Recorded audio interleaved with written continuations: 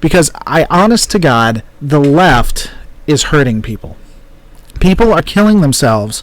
It's rare, but there are people out there that have committed suicide, and I honestly believe it's on the left side.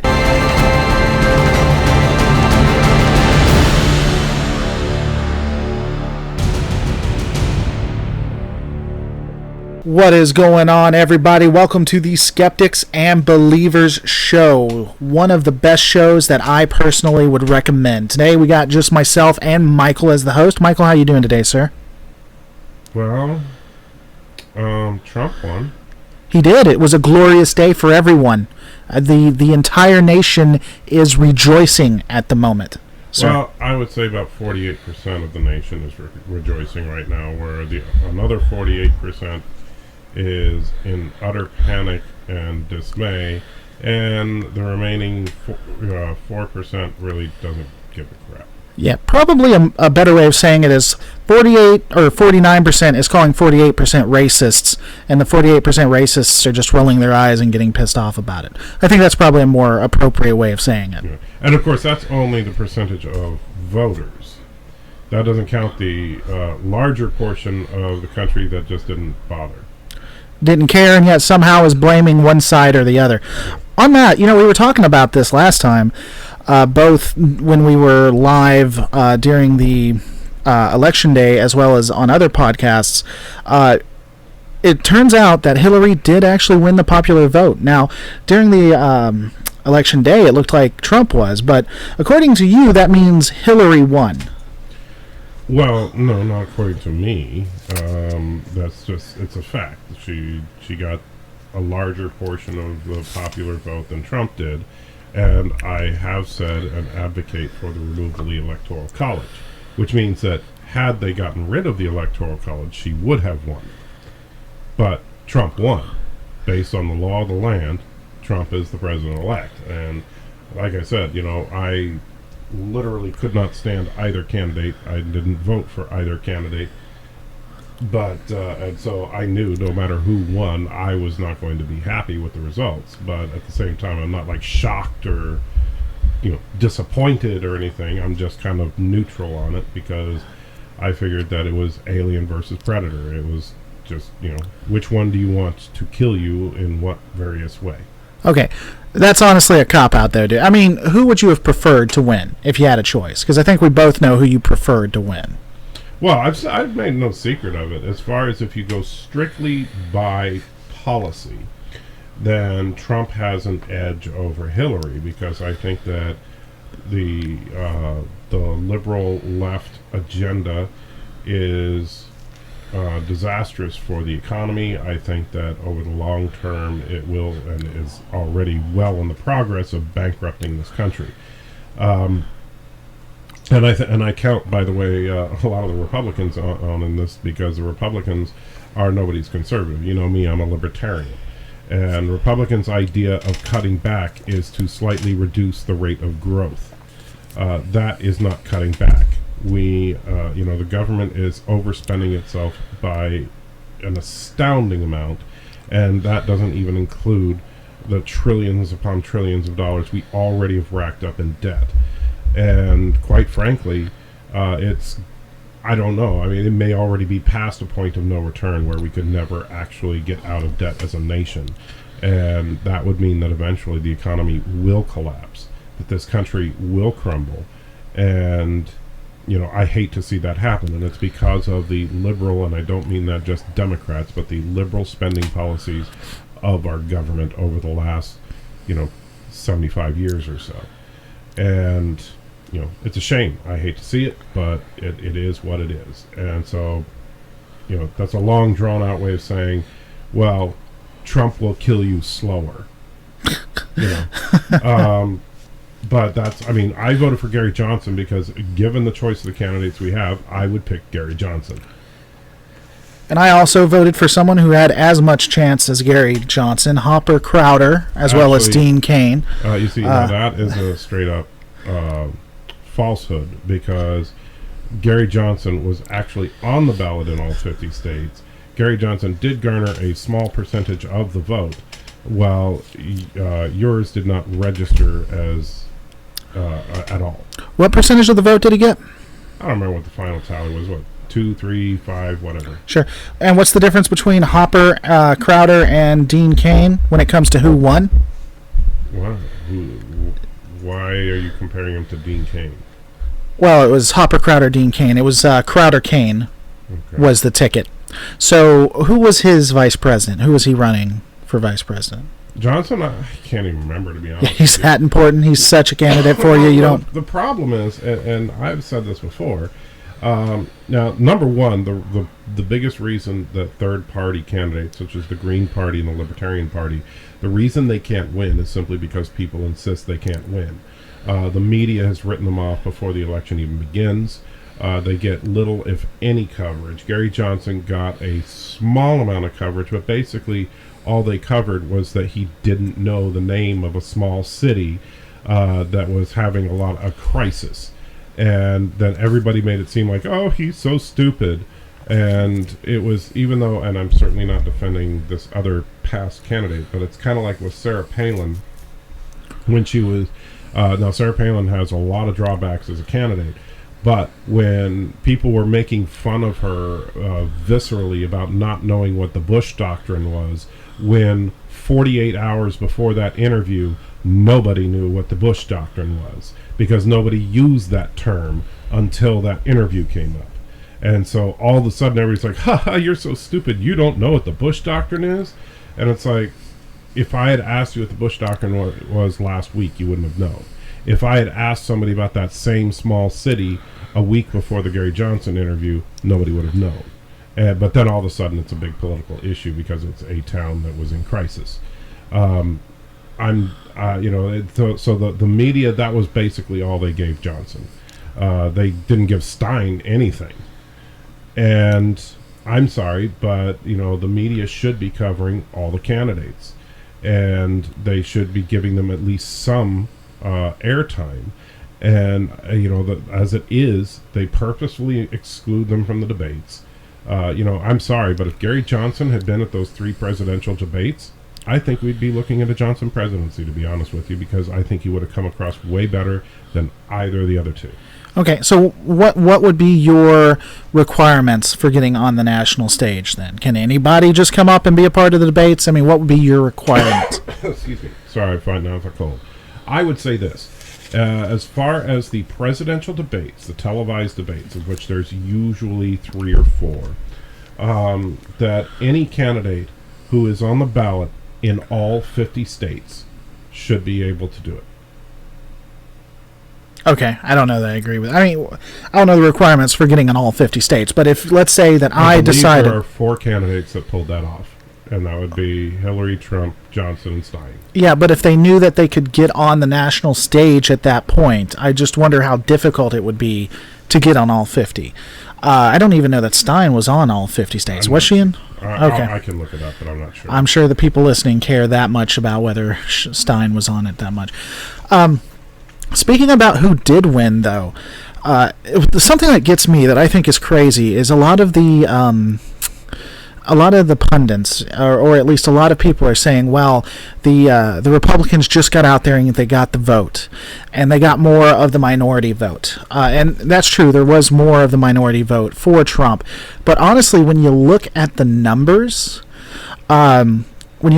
itself, Democrats just didn't come out. They just didn't come out like they did. If we had the same numbers that came out for President Obama, then Trump wouldn't have won at any point. I think a lot of that's on the media, honestly, because we were talking about this before we went live, that we thought that Hillary had it in the bag. I was making all kinds of jokes about how Trump was going to win, and it was obvious that I was joking because no one thought that he was going to win. Right. And a lot of that is because of the media, and I think people didn't get out because of that. And I do think, and I wish Tim was here to talk about it, a lot of people hated Hillary as a candidate. I mean, they think that Trump's the devil, but they hated Hillary. And I think that's a lot of why she lost. Not at any point did Republicans come out in droves and just send a message. I think that the South Park was dead on. when they basically revived their giant douche versus turd sandwich. And throughout the campaign, Mr. Garrison, who was filling in for Donald Trump on the show, he was literally trying to throw the election because he realized how he was unqualified and he shouldn't be president. And the problem is that he was running against Hillary Clinton, the one person who he just could not lose to. And I think that in a sense was partially prophetic. I think that Trump is president because Hillary was the Democratic candidate. I think that if any other candidate were running on the Democratic side, whether it was Sanders or anybody else that's out there, then Trump would not have had a chance. Hillary Clinton is the exact opposite of a charismatic candidate. She comes across as fake with everything she says. She comes across as placating and pandering with every word she says. She's condescending with everything she says.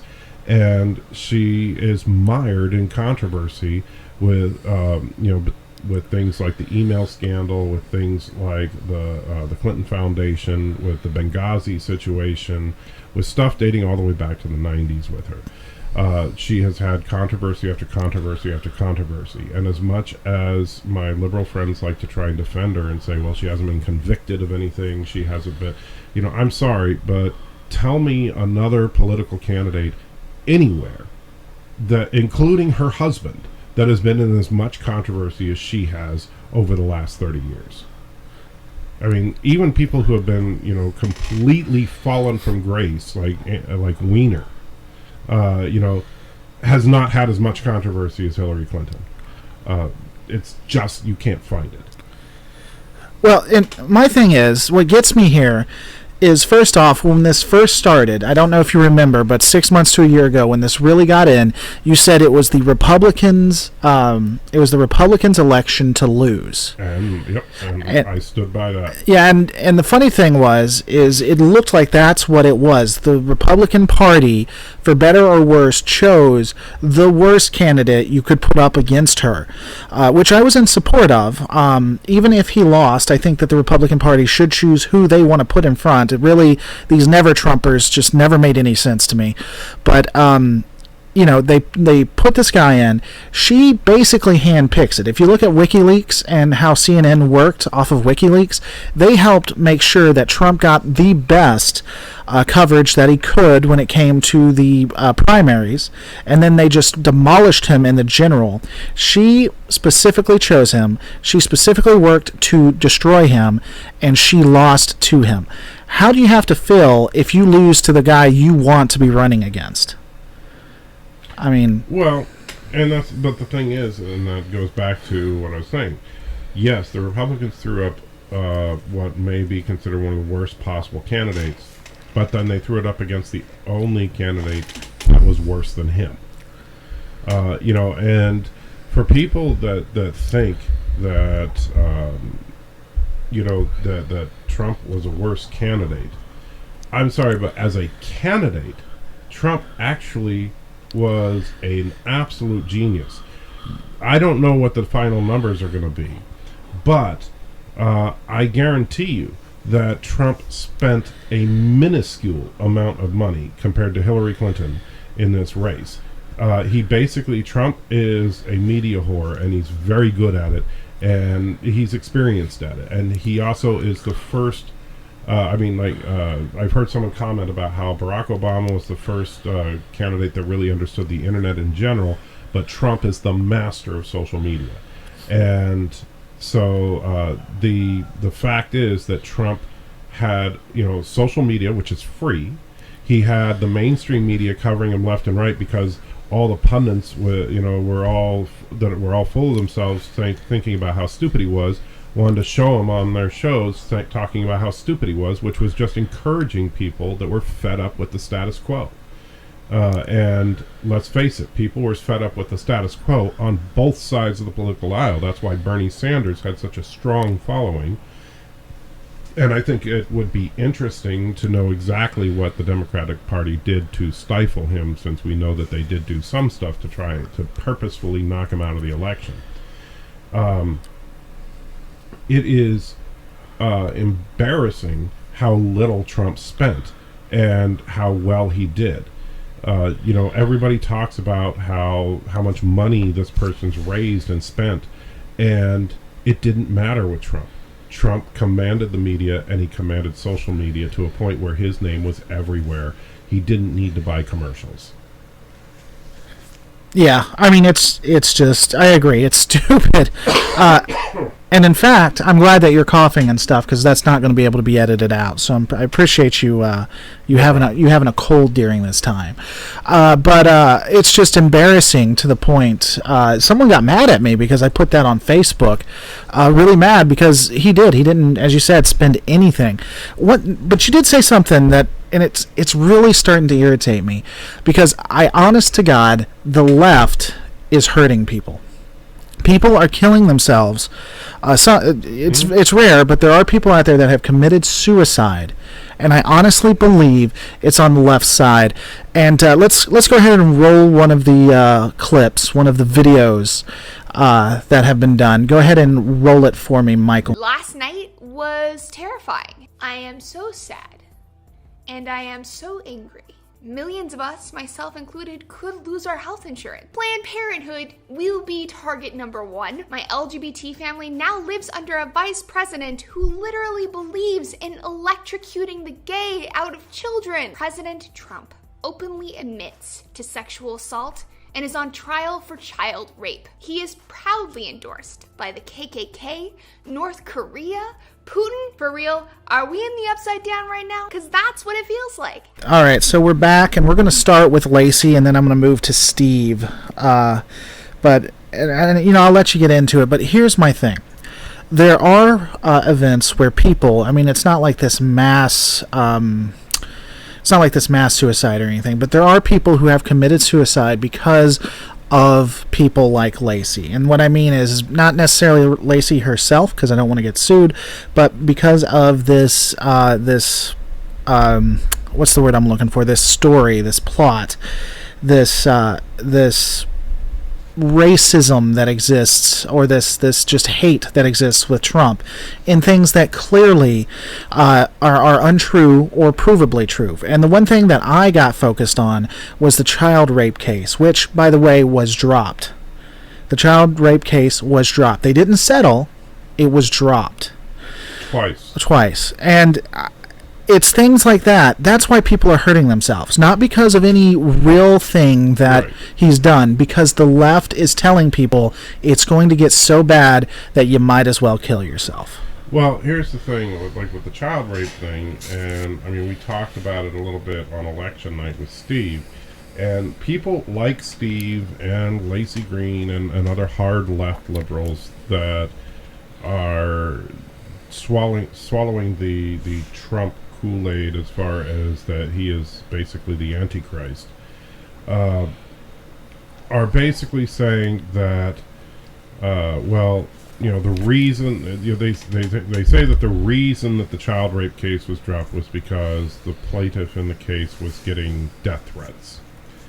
Now, I haven't had the time to research it in depth or anything, so I don't know if she's reported that there have been death threats. I really doubt that during a political campaign that the person running for president of the United States is issuing death threats, and even if it was Trump followers issuing her death threats, even if there is truth to that, that does not have any bearing on the fact that you have nothing, just because someone is accused of something doesn't make them guilty of it. Now, these same people, and Steve on that same show with us, were also perfectly content in defending absolutely everything that Hillary's done on the argument that she's never been convicted, that she's only been accused of all these things. Now, this despite the facts that we have on what's happened, and it's like, I'm not accusing Hillary of being a felon, right? I'm not saying that she is a convicted criminal. I will talk about the fact that she mishandled classified information, because those are facts. it's not, regardless of whether or not you think she belongs in jail or not, she mishandled classified information. And even she admits that what she did was a mistake. Now, but the child rape case was completely dropped. There is nothing that you have to say that, oh, well, Trump committed child rape, except that someone filed a case and then dropped it. But people, now, keep in mind, Trump being not just a businessman, but someone in real estate in particular, people in that line of business, especially particularly successful people, are sued all the time. When I was working for one company, I'm not going to mention it by name because that would be inappropriate, but I was friends with one of the heads of the legal department for that company. It was a large company, not as large as the Trump organization, but a decent-sized company. And he was telling me that any given time, they have about 75 lawsuits going. And I was like, are you kidding me? And he's like, you have to understand, people sue big business and rich people all the time. Most of these cases are either fraudulent or what's the term I'm looking for? Exaggerated? No, the term you would use in frivolous. That's what I'm thinking about. Frivolous or fraudulent. However, you're always being sued. Trump is always being sued. And likewise, Trump turns around and sues a lot of people, which is also a nature of the game. And people say, oh, he just sues people left and right. Well, that's because that's what you do if you're big in the business world. You're constantly getting sued and you're constantly suing someone. That's just kind of the way it works. These companies are always filing suit against each other. Now, so the child rape thing, there's absolutely nothing. Now, one thing that she mentioned right off the top of her video that really bugs me is, okay, number one, she says, oh, well, everybody's going to lose their health insurance, right? And first of all, only if they, because when I love the fact that the Democrats have been bragging about these 5 million people that have insurance. The 5 million people that have insurance are basically people that were forced to buy insurance. And so the only way they lose insurance is if they drop their plan. Now, granted, you could say, well, if the insurance companies aren't required to have those plans, well, what happens to their rates? Well, premiums have been jumping up. They've been going through the roof for the last couple of years because of Obamacare. What makes you think that the rates are going to go down if Obamacare keeps in place? And then she tried to kind of segue that into Planned Parenthood being a target. Well, before, one quick thing to say too, and I'm sorry, I don't mean to interrupt you, but here's what gets me. If you read the recent news, there's a good chance he's not going to try to get rid of Obamacare. He might try to get rid of a couple of things on it, but certain stipulations are probably going to stay. Right. So she was wrong. Well, she was definitively wrong. Trump flat out said that he has no intention of getting rid of the elimination of the pre-existing existence clause. He has no intention on getting rid of the right for children to be on their parents' policy until they're 26. There are several things he said that he has no problem with and that he would keep. Well, and here's why I get angry. Here's what, honestly, and I got to get back so I don't blow out my microphone. Here's what makes me angry about this. She said something with so much conviction to so many people. I mean, just look, millions upon millions of people saw that. And she was wrong. She was wrong. She was getting people all kinds of 300,000 people saw that. And she was dead wrong, and people were getting all upset about something that isn't going to happen. And just consider, if you're on the left and you're listening to this, because we have a lot of people on the left who listen to our stuff, just consider for a second, maybe you're wrong. Well, and you know what? Here's something that I kind of found a little bit encouraging. I know we don't generally talk about like media and nerdy stuff because that's for the Wednesday show, but the Saturday Night Live this week. Now, I thought their opening for this week was horrible. What they did was they basically had a very somber Hillary Clinton singing a song. I can't remember the name of the song, but we've all heard it before. It was in Shrek, the Hallelujah song. Okay. It was very somber. No joke, she sang the entire song. And then she looked at the camera and said, I'm not giving up, and neither should you. And live from New York and Saturday Night Live. So basically, they were kind of saying, how everybody should be so sad that Trump won. I hated that opening. Now, the host this week was Dave Chappelle. Right. And Dave Chappelle is a very funny, although also very crass black comedian who talks a lot about being black in America. He always has.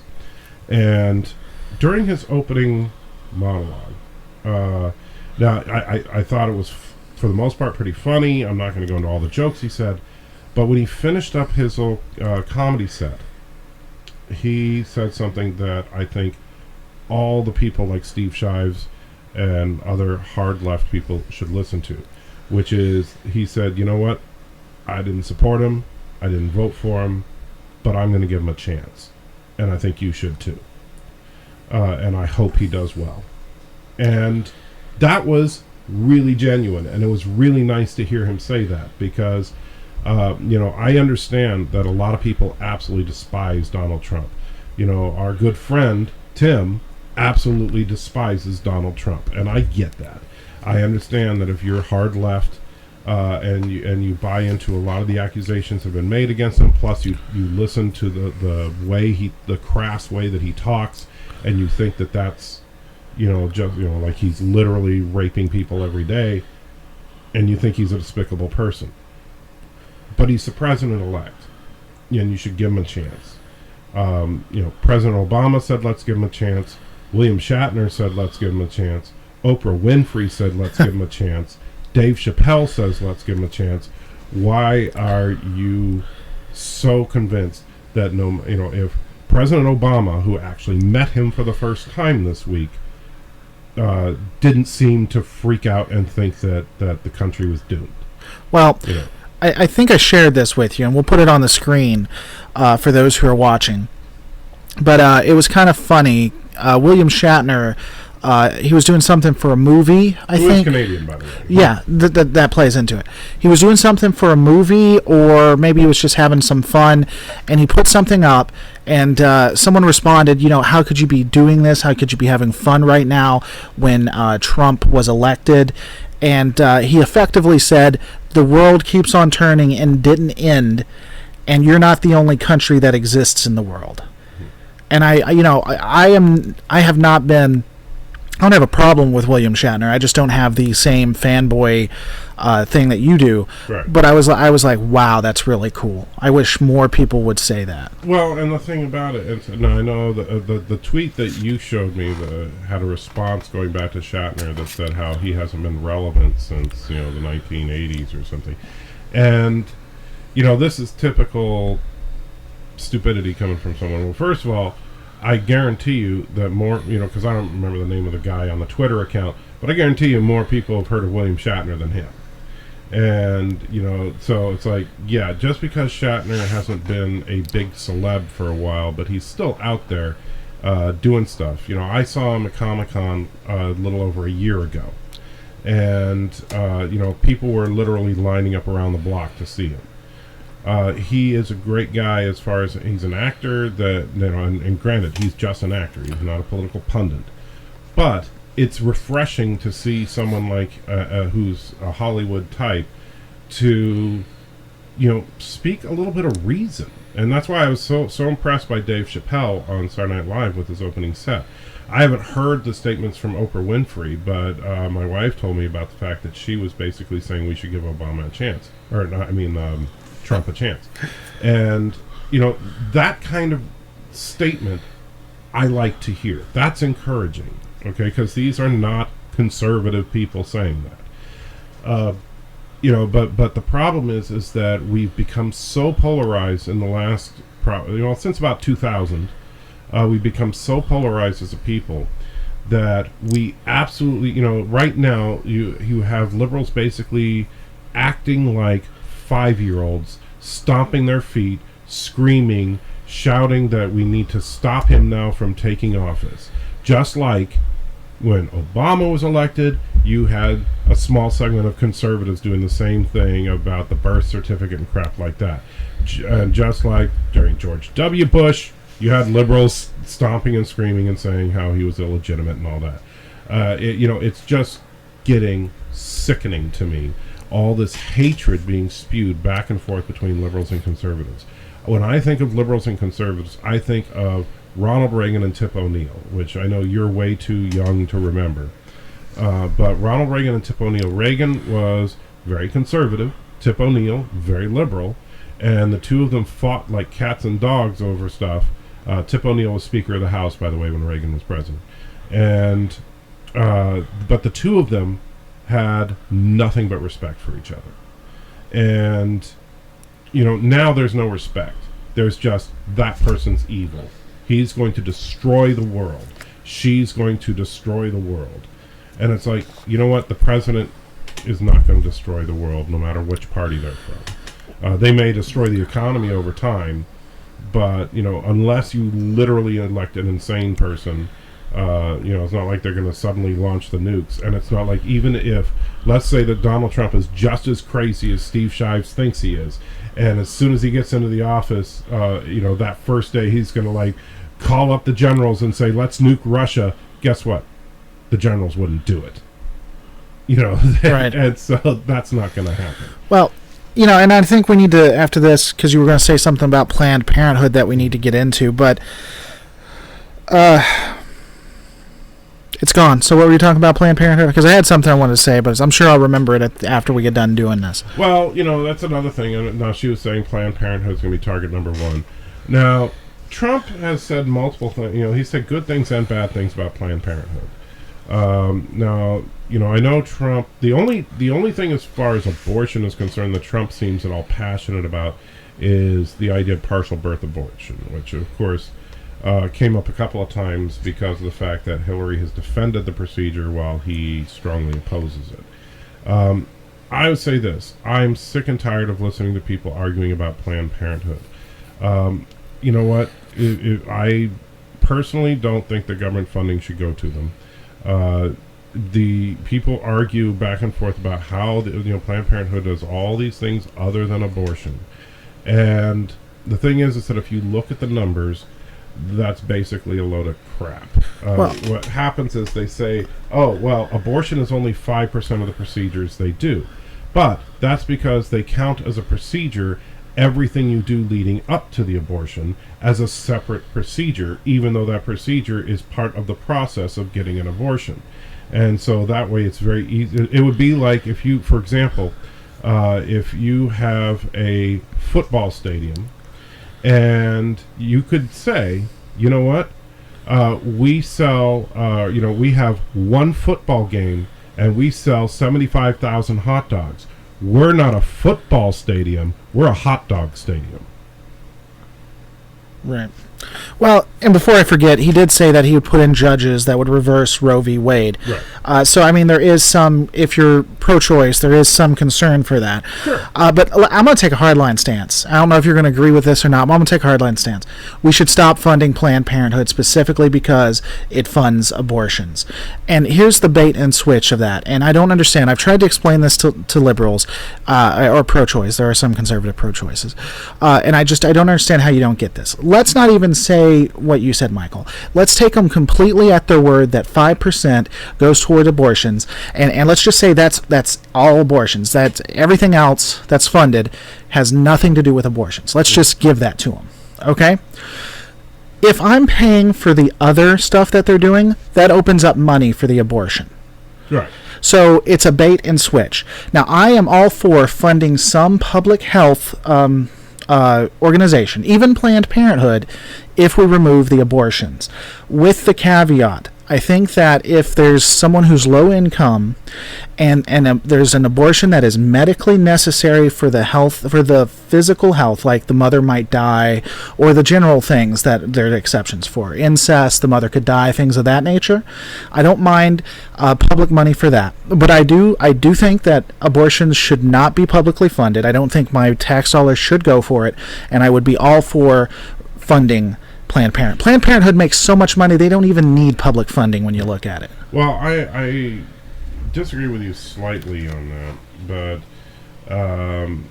but I don't disagree with you that Planned Parenthood shouldn't be funded. Planned Parenthood, everybody knows what Planned Parenthood encourages and what Planned Parenthood stands for. The arguments about other things they do is just a distraction. Everybody knows it. The liberals know it. The conservatives know it. They're just trying to say that's not what they are in order to move the goalpost and change the argument. The argument is about abortion, and if, as far as I'm concerned, abortion is a medical procedure and should be done when medically necessary, period. That's it. I don't think that abortion should be a political issue at all. I think that, I don't think that we should be arguing about whether or not people have the right to get an abortion, because, you know what? We don't argue about people's right to get an appendectomy, or their right to get a liver transplant, or their right to get reconstructive surgery. Okay? We don't argue about that, because when it's medically necessary, and it's done. It's not a political issue, except for the fact that you have groups like the FDA and the AMA and stuff that have to approve certain things. But it's not like, you have Congress debating over whether or not, people have the right to have their tonsils removed. Well, I think that in most cases, or at least in some, because I'm sure whoever's listening to this is going to parse every single thing we say, because I know how YouTube works. Mm-hmm.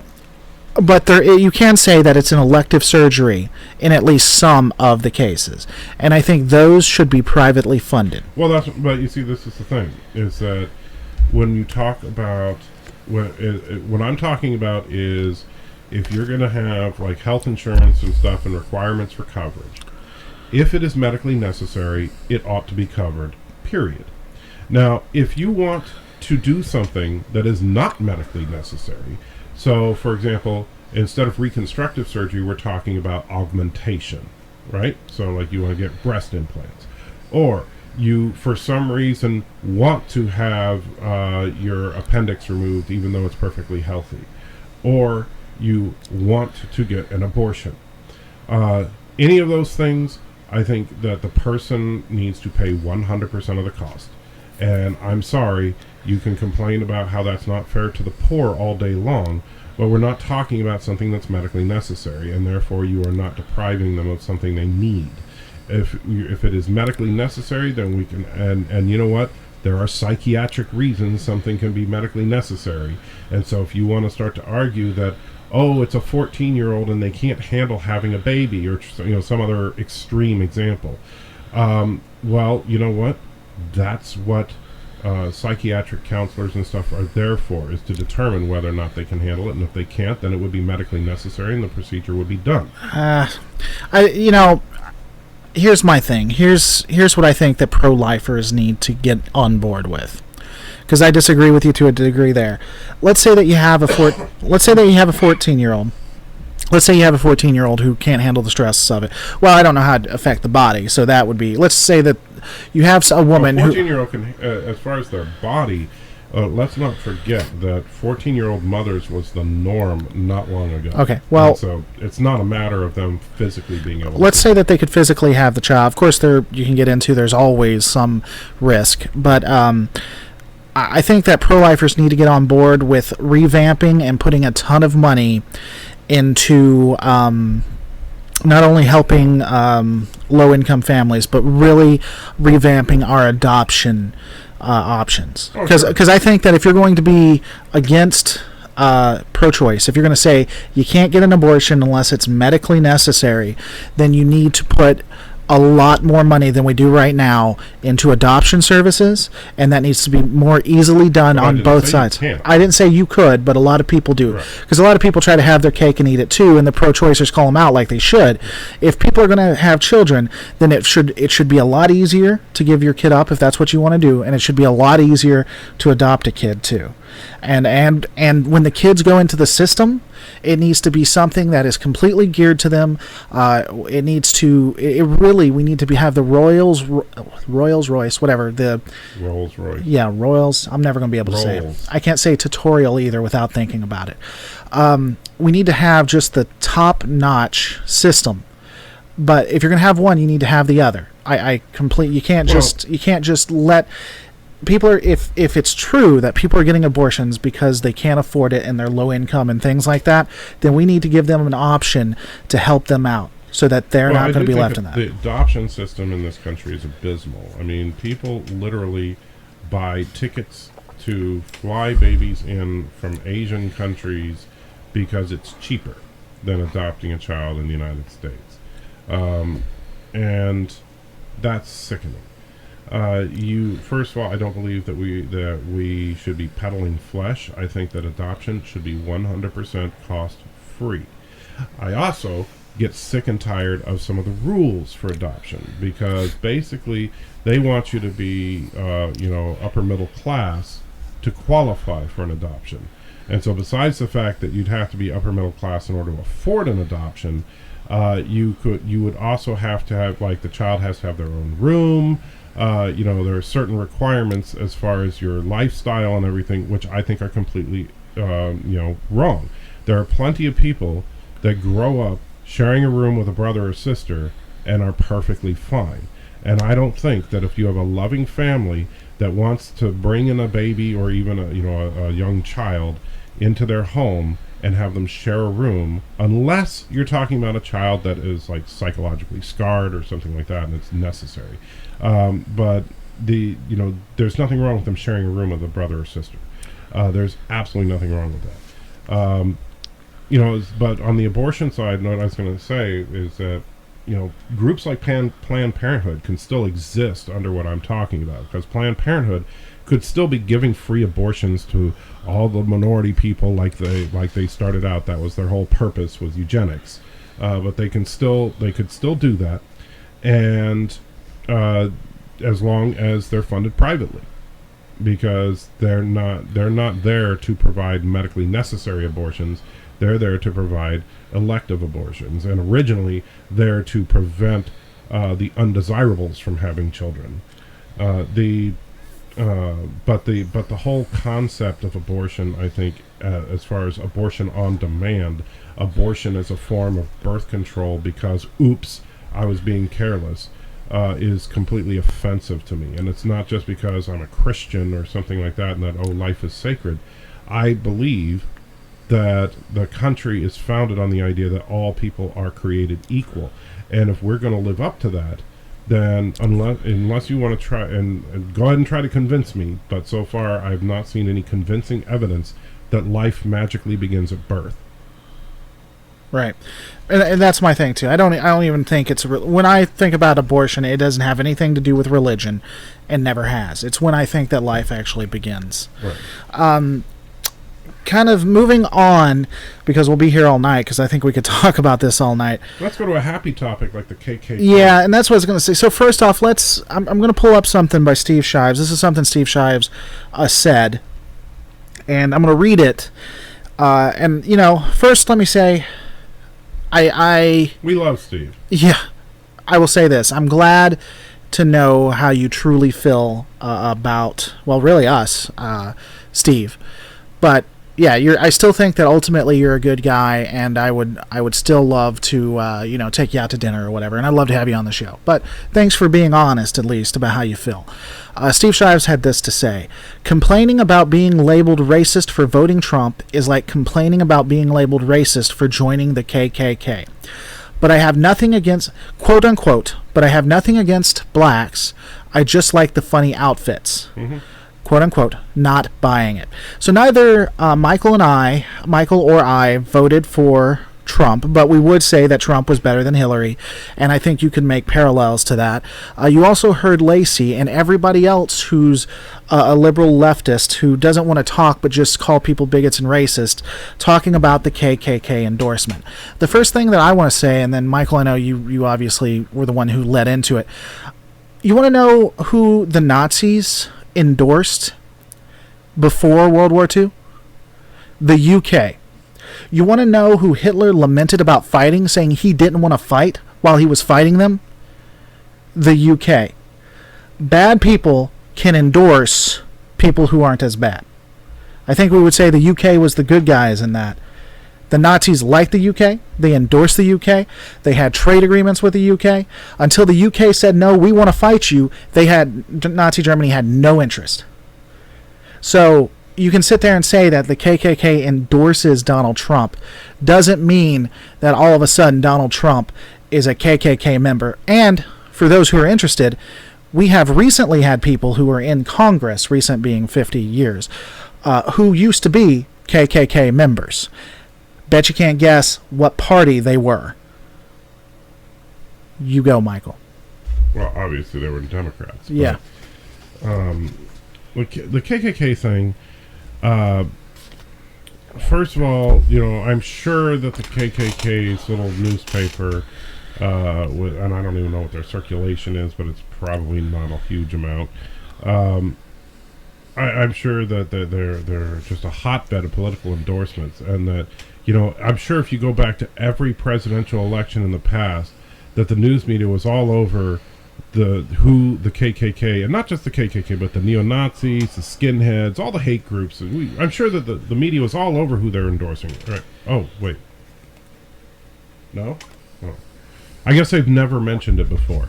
But, I'm sure that Trump is an active member of the KKK, because obviously, that's what people are talking about. When Steve is saying that, complaining about being labeled racist for voting Trump is like complaining about being labeled racist for joining the KKK. Therefore, voting for Trump is the equivalent of joining the KKK, which means that Trump must be like the Grand Wizard of the KKK. Because if you're going to vote for him, what? No, never affiliated? Well, I don't know. I got nothing. This is stupid. This is the worst kind of guilt by association. I mean, you and I have been on YouTube for a while, and it's like this. When I was doing my religious commentary, one thing, and I'm planning on starting that back up soon, but one of the things that I was well known for is the fact that I did not buy doctrines from churches, right? If a church says, oh, this is the way this is because this is what we say, I throw that out immediately. And I've challenged many churches, excuse me, mostly fundamentalist churches, over a lot of these doctrines. And guess what happens? I get a decent amount of atheists that have a lot of respect for me, not because I agree with them, because obviously I don't, but because I'm speaking truthfully about my own faith and about where I think the status of the church is in the modern world. And at the same time, I make enemies of many people on YouTube that were religious fundamentalists. And the funny thing about that is that then I'd actually get attacks, kind of like what Steve's saying here, saying that I must be an atheist because I'm endorsed by atheists. Yeah. Right? And that was bad back in the day. Yeah, and the thing is that, and so this is the exact same thing, right? Is that now where Trump and the KKK, the closest you could come up as far as alignment. Trump is very, very strong on illegal immigration. Right? He believes in building a wall. He believes in absolutely enforcing the immigration laws, and he believes that people who are here illegally should be deported. Now, never mind the fact that now aside from building the wall, simply all he's talking about is enforcing law that's already been on the books for decades.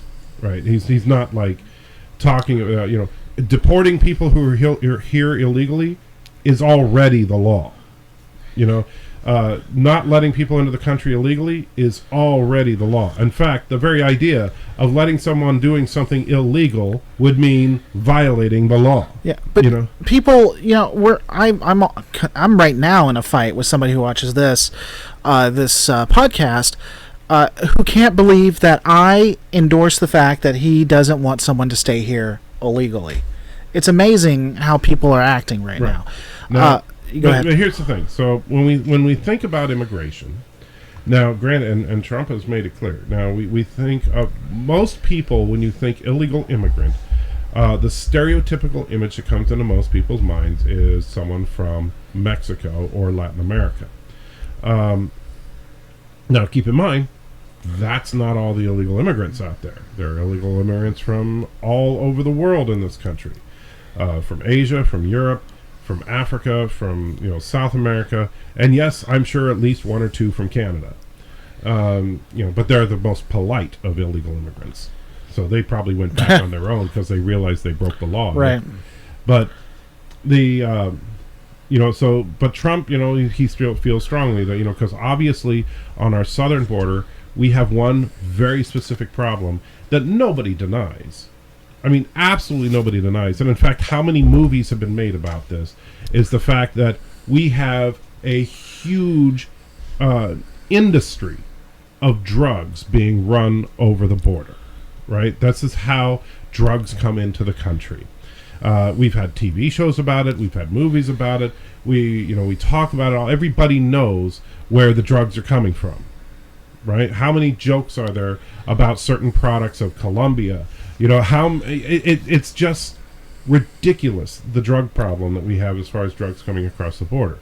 And yet, these people think that, somehow enforcing this law is only because you hate Mexicans. Now, granted, the KKK hates Mexicans. Trump's laws, or enforcing the existing laws in this country, would stop Mexicans from crossing the border. Therefore, the KKK would rather that law be enforced. Now, that's about the extent of the agreement of the KKK and Donald Trump. And the only other thing you could say is KKK being a pseudo-Christian organization also has a big problem with Muslims. Now, Trump has made it clear, and I know that some people like to grab onto one thing he said here or there, and then ignore when he clarifies his statements or makes a better explanation of something. But Trump's overall plan as far as immigration from the Middle East was that we should not allow immigration from areas that are currently dominated by the organization known as ISIS, because ISIS has bragged about the idea of infiltrating refugees with terror cells so that they could get terrorists into other countries. Therefore, we should probably not let those refugees into our borders. We could establish safe zones for them to be. We can try to protect them. We can try to help them wherever we can. But we should not be taking them into our country. And I have no problem with that. And you know who else had no problem with that? Jimmy Carter. I know, noted conservative racist Republican, Jimmy Carter. Yes, Jimmy Carter actually stopped immigration from areas of the Middle East during the Iran crisis. Now, after the fact, Jimmy Carter is now saying that was a horrible thing that he had to do. But you know what? He did it. He did it in the 1970s, people. And you know what? That was not the first time that America put restrictions on immigration because of conflict with a particular area. Now, America has made our share of mistakes. Like the Japanese internment was a horrible mistake. But preventing Japanese immigration during World War II, not a mistake. Preventing German immigration during World War II, not a mistake. People, our people have just suddenly become, I don't know what it is about liberalism in America today, but we've taken things to this extreme position to where we don't want to hurt anybody's feelings. So we just want to open our arms and sing Kumbaya and everything's going to get better. And, oh, look, somebody has a bomb and blows up a building. Oh, it must be George Bush's fault. People are still blaming George Bush for stuff. And the KKK endorsement is such a laughingly non-issue because I don't give a crap about who the KKK endorses. I don't give a crap about who anybody endorses. What I give a crap about is what are the candidates going to do. And the problem I had with this particular election is not so much what Donald Trump said he's going to do, but, and I hate to admit this, because usually I can say, like most elections, I'm a policy guy. I look at the policies of each candidate and I say, well, that's the person for me. And if I was going, excuse me, strictly by policy, then yes, I would probably lean towards Trump over Hillary, although I'd still probably have voted Johnson. But the policy-wise, sure, Trump is not nearly as bad to me as Hillary, and I actually am optimistic because of Trump's business experience and stuff that he may actually be able to get the budget under control at the federal level.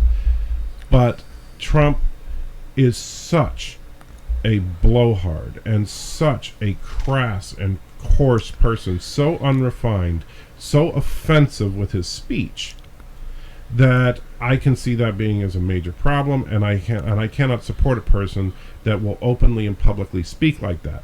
At the same time, I also know that what he's saying is, for the most part, jokes and hyperbole.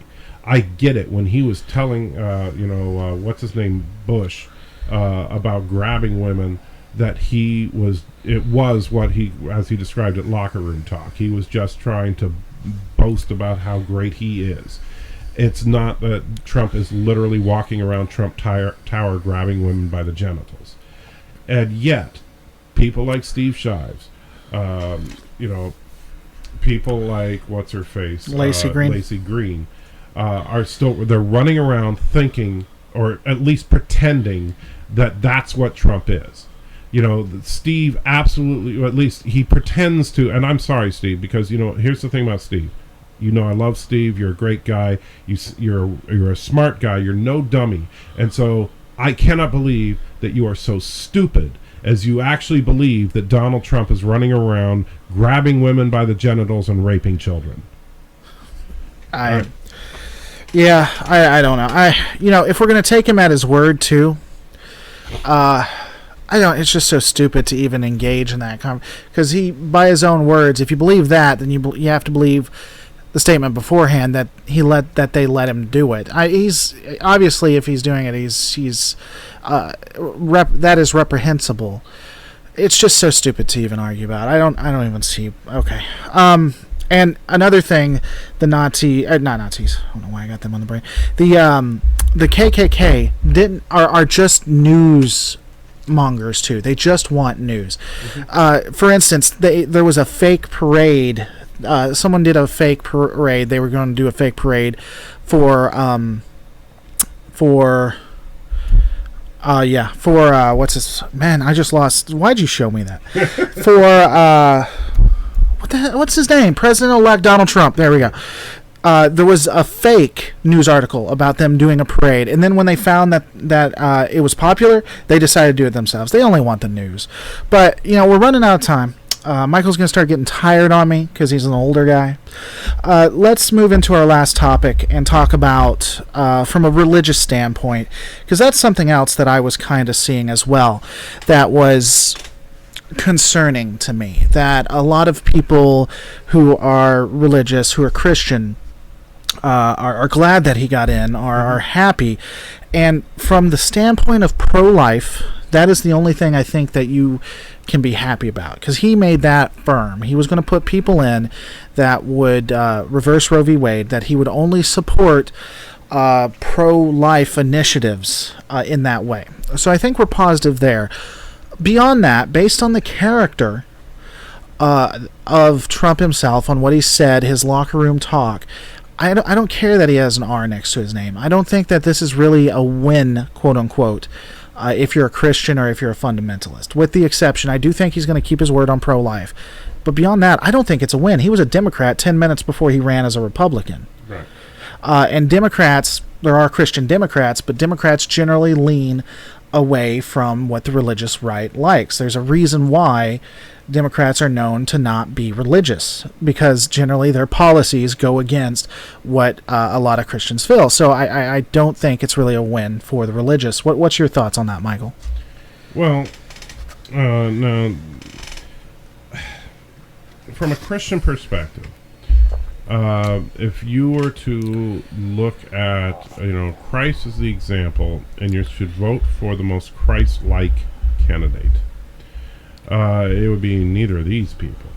I'm sorry, but You have a career politician who is as corrupt as water is wet. And then you have a person who basically, as far as his behavior, everything he does is contrary to what the Bible says a person ought to be. A person ought to be humble. Is Trump humble? I mean, seriously, does Trump understand what humble means? I remember that in one of the Republican debates, one of the greatest moments of the debate was when they were asking people to describe themselves in one word, and Trump said humble. And of course, everybody laughed. But that's because, Trump is a blowhard. Is Trump the kind of person that would sacrifice himself for others? No, I don't think so. Is Trump a person who doesn't offend others, that goes out of his way to not offend people? No, he goes out of his way to offend people. Is Trump slow to anger? No, he's very quick to anger, and he's very quick to express that anger in sometimes the most inappropriate ways. If you want to get into the legalistic fundamentalist Christian stuff, has Trump ever been divorced? Well, yeah, a couple times. 3. Trump. I am disgusted at the hypocrisy of because even it's funny because even for the hypocritical fundamentalist religious right, even for them, I'm disgusted. I mean, and when I say that, I mean, like, I'm usually angry at these types of people. Like, for example, Pat Robertson, right? I do not particularly care for Pat Robertson. Did you hear what he said about the locker room talk or whatever? No, but I did see he had Trump on his show on the 700 Club and talked to Trump for some time and never mentioned any of the horrible things that he said. Now, I'm sorry, if I had Trump on our show, and when I was doing Rational Roundtable, and I was talking about it as a Christian, trying to get a feel for what Trump was doing, I would ask him, how do you justify this kind of behavior and call yourself a Christian? And and by the way, I could say the exact same thing to Hillary, but Hillary just doesn't do it in as crude and crass a manner. Yeah, I don't think it's a win for Christians. Are you gonna die? Shut up. Because that'd be unfortunate. I don't think it's a win for anyone who's religious in any way. I think that we rely too much on Republicans, that we rely too much on isms, too much on one side or the other. And I think there's a lot of reasons to be concerned. Again, I do think he's going to keep his word when it comes to the pro-life thing, but when it comes to other policies, he has even stated one of the things, and this is just talking about what a lot of fundamentalists who have got upset about, not necessarily myself, but a lot of fundamentalists, he has invited Caitlyn Jenner to use the women's bathrooms at Trump Tower. Right. He has been a huge fan of LGBT, or at least supportive of them. Pence, not so much. Pence is very religious when it comes to that and does a lot of horrific things. But Trump himself has been very positive and helpful towards the LGBT, which he should. But if you're a fundamentalist Christian, then you can't. There's just more not to like about him than there is to like about him. And we're probably going to be doing a complete episode just focusing on politics and religion, which kind of leads into that because we're getting towards the end. The show may be changing up. We may be partnering, and I'm not going to talk about who yet, but Michael and I have a meeting tomorrow based on a meeting I had today and 2 meetings really, and some emails I'm reading that this seems like it's going in a good direction. I really think that this is going to happen. We're going to be partnering up, which means we're going to be going back to the basics of why I originally even started YouTube and why I started like Sinners and Saints. Well, really, it was Friday Night Roundtable, came to Sinners and Saints, now is Skeptics and Believers, which is really questioning everything you believe, why you believe it. Religion, is it real? Well, it's real, but religion, is it right? Is it true? Having on more atheists, having on more religious people who specifically disagree with the way that Michael and I think. And you'll be hearing more about that, but I don't think there's a lot to really like about this candidate when it comes to being religious or being Christian. He's better than Hillary, but I don't think that he was who we wanted or needed if we wanted to continue being a quote-unquote religious or Christian nation. Michael, will end on your thoughts. Guys, don't forget to rate, comment, and subscribe because a lot's going to be happening. We have been growing. I think we did like 50 people within the last 2 or 3 weeks, which is absolutely amazing. I wish we could make that work on other channels. So keep watching and keep looking at it. But Michael, will end on your thoughts, and then we'll be done. Can't we all just get along? Fantastic. I'm glad I built that up right there. Turn it off. Just shut it off.